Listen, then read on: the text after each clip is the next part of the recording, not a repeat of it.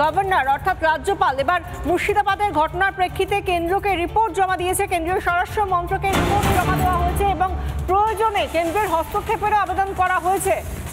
হস্তক্ষেপের আর্জি জানানো হয়েছে, প্রয়োজনে কেন্দ্রের হস্তক্ষেপের আর্জি। মুর্শিদাবাদ মালদায় স্থায়ী বিএসএফ ও সিএপিএফ এর আউটপোস্টের আবেদন। যে দাবি বারবার মুর্শিদাবাদের মানুষ করে এসেছিলেন, এক একটা এলাকায় অন্তত করে 10টা করে বিএসএফ ক্যাম্পের আর্জি জানিয়েছিলেন তারা। এবং এবার মুর্শিদাবাদ নিয়ে রাজ্যপালের যে রিপোর্ট, সেই রিপোর্ট স্বরাষ্ট্রমন্ত্রকে পাঠিয়েছেন রাজ্যপাল। প্রয়োজনে কেন্দ্রের হস্তক্ষেপের আর্জি যেখানে করা হয়েছে, সেই সঙ্গে মুর্শিদাবাদ মালদায় স্থায়ী বিএসএফ ও সিএপিএফ এর আউটপোস্টের আবেদন করা হয়েছে। সেই রিপোর্টেও কেন্দ্রের কাছে এই আবেদন করেছেন রাজ্যপাল সিভি আনন্দ বোস। রাজ্যপাল নিজে গিয়েছিলেন মুর্শিদাবাদে, আক্রান্তদের সঙ্গে কথা বলেছিলেন, যাদের ঘরবাড়ি ভেঙে দেওয়া হয়েছে, যাদেরকে পরিবারের লোকজনকে খুন করা হয়েছে, সেই সমস্ত পরিবারগুলোর সঙ্গে গিয়ে কথা বলেছিলেন রাজ্যপাল সিভি আনন্দ বোস। এবং তারপর তিনি একেবারে সরেজমিনে খতিয়ে দেখে তিনি জানিয়েছিলেন যে তিনি অবশ্যই কেন্দ্রের কাছে সমস্ত বিষয় নিয়ে জানাবেন। সেই মতো তিনি রিপোর্ট দিয়েছেন স্বরাষ্ট্রমন্ত্রকে। প্রয়োজনে কেন্দ্রের হস্তক্ষেপেরও আর্জি জানানো হয়েছে।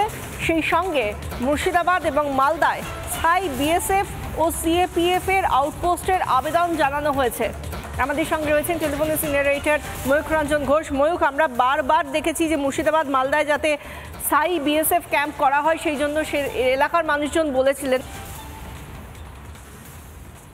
এই মুহূর্তে আমরা যে খবর পাচ্ছি 18 এবং 19 তারিখ যে মুর্শিদাবাদের ঘটনাটি ঘটেছিল, তারপর একটি পূর্ণাঙ্গ রিপোর্ট পাঠানো হয় এবং তার মধ্যে বিভিন্ন ধাপে ধাপে বলে দেওয়া হয় যে কি রিকমেন্ডেশন সেন্টারকে পাঠানো যায়, অর্থাৎ কেন্দ্রকে পাঠানো যায়। তার মধ্যে থেকে একটি হলো commission of enquiry under 1952 act two examine administrative lapses, অর্থাৎ সরকার নিজের রাজধর্ম পালন করেছে কিনা সেইটা দেখা। 2 নম্বর হলো এরকম যদি আবার হয় তাহলে কেন্দ্রীয় শাসন বা কেন্দ্রের সরাসরি হস্তক্ষেপ, এক্ষেত্রেও যেরকম বিএসএফ এর হস্তক্ষেপ করা হয়েছে। 3, বিএসএফ এবং সিআরপিএফ তাদের আউটপোস্ট মুর্শিদাবাদ এবং মালদার ভালনারেবল জায়গাগুলোতে একেবারে স্থায়ী আউটপোস্ট করা, বিএসএফ এবং কেন্দ্রীয় বাহিনীর আউটপোস্ট।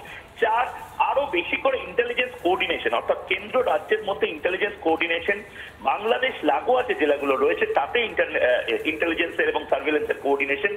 এবং 5, ভাবনা চিন্তা করা, আবারও বলছি ভাবনা চিন্তা করা 356 ধারার মতন পরিস্থিতি কি তৈরি হতে পারে কিনা।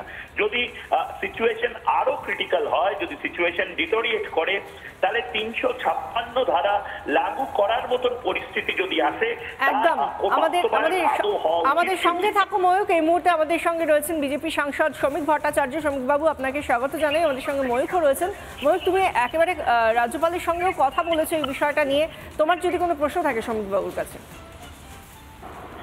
শুনবাবু, এই মুহূর্তে রাজ্যপালের যে রিপোর্ট মালদা মুর্শিদাবাদ নিয়ে ইউনিয়ন হোম মিনিস্টারকে যে রিপোর্ট, সেই রিপোর্টের মধ্যে একাধিক কথা লেখা আছে, কিন্তু তার মধ্যে থেকে একটি গুরুত্বপূর্ণ অংশ হলো যে কেন্দ্র যদি হস্তক্ষেপ করে তাহলে আরো সুবিধা হয় বিভিন্ন সময়। এবং দ্বিতীয়ত 5 নম্বর পয়েন্টে 356 ধারার মতন পরিস্থিতি যদি হয়, সেইটাও exploration of constitutional option including 356, অর্থাৎ কোনো কিছুই বাদ রাখা হচ্ছে না, সমস্ত ধরনের অপশন এই মুহূর্তে ভাবনা চিন্তা করা হচ্ছে।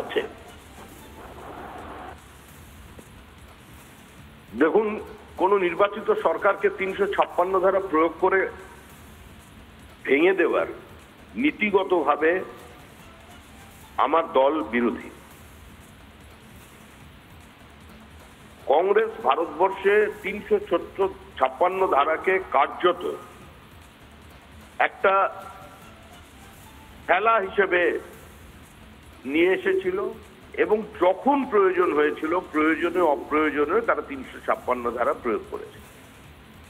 আমরা মনে করছি এই মুহূর্তে পশ্চিমবঙ্গের যে পরিস্থিতি, এখানে আইনের শাসন নেই, এখানে যুক্তরাষ্ট্রীয় ব্যবস্থাকে সম্পূর্ণ অস্বীকার করা হচ্ছে, রাজ্যপালের অথরিটিকে চ্যালেঞ্জ করা হচ্ছে, মহামান্য আদালত তাদের নির্দেশকে বহু জায়গায় কমপ্লাই করা হচ্ছে না, গণতান্ত্রিক ব্যবস্থাকে কার্যত বাজেয়াপ্ত করা হয়েছে। সংসদীয় গণতন্ত্রে মুখ্যমন্ত্রীর পরের স্থান বিরোধী দলনেতার, সেই বিরোধী দলনেতাকেও সভা সমিতি করতে গেলে আজকে পারমিশন নিতে হচ্ছে, আদালতের দরজায় যেতে হচ্ছে। সার্বিকভাবে পশ্চিমবঙ্গের বর্তমান যা পরিস্থিতি, তাতে এটা total breakdown of constitutional machinery ছাড়া অন্য কোনো ভাষায় ব্যাখ্যা করা যায় না। এরপরে যারা সংবিধানের কাস্টোডিয়ান, যারা সংবিধানের ব্যাখ্যাকর্তা, তারা বিষয়টি নিয়ে বিচার বিবেচনা করবেন। মানুষ এই মুহূর্তে প্রশ্ন করছে আমাদের যে এখনো পর্যন্ত এই সরকারটা ক্ষমতায় আছে কি করে, কিন্তু রাজ্যপাল রাষ্ট্রপতির প্রতিনিধি, তার নামেই রাজ্য শাসন হয়, রাষ্ট্রপতি সংবিধানের সবচেয়ে বড় অধিকর্তা, তারা এটা বিচার বিবেচনা করবেন। যেখানে সংবাদ মাধ্যম যে কোনো গণ আন্দোলন, মানুষের স্বাভাবিক স্বতঃস্ফূর্ত প্রতিবাদ, মানুষের বেঁচে থাকার অধিকার, মানুষের মেধার ভিত্তিতে চাকরি পাওয়ার অধিকারকে বাজেয়াপ্ত করে নেওয়া হয়েছে, তো সেই রাজ্যে গণতান্ত্রিক ব্যবস্থা আছে বলে কেউ বিশ্বাস করেন?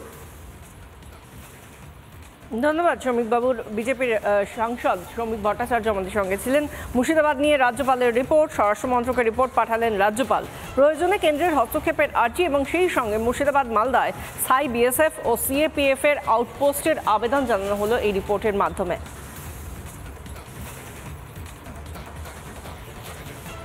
যে জায়গা থেকে আমরা দেখতে পাচ্ছি যে বারবার সেই অঞ্চলের মানুষজন যারা জাফরাবাদ বা সংলগ্ন যে জায়গাগুলো রয়েছে, সেই জায়গায় যে সমস্ত জায়গায় রীতিমতো আক্রান্ত হয়েছিল, সেই সমস্ত জায়গায় তারা বারবার বলেছিলেন পুলিশের সহযোগিতা থেকে তারা সহযোগিতা পাচ্ছেন না, সেই জন্য তারা বিএসএফ এর ক্যাম্প চান, স্থায়ীভাবে চান, এবং সেই বিষয়টাও উঠে এসেছে রাজ্যপালের রিপোর্টে।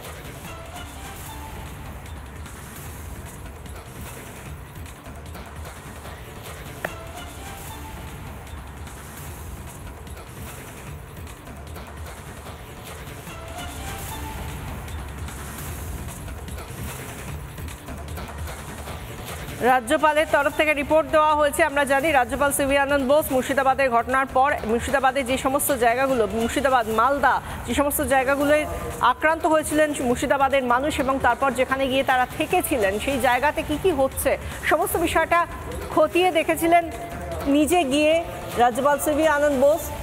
নানা ধরনের কন্টেন্ট দেখার জন্য লাইক করুন, শেয়ার করুন আমাদের ফেসবুক পেজ, সাবস্ক্রাইব করুন আমাদের ইউটিউব চ্যানেল।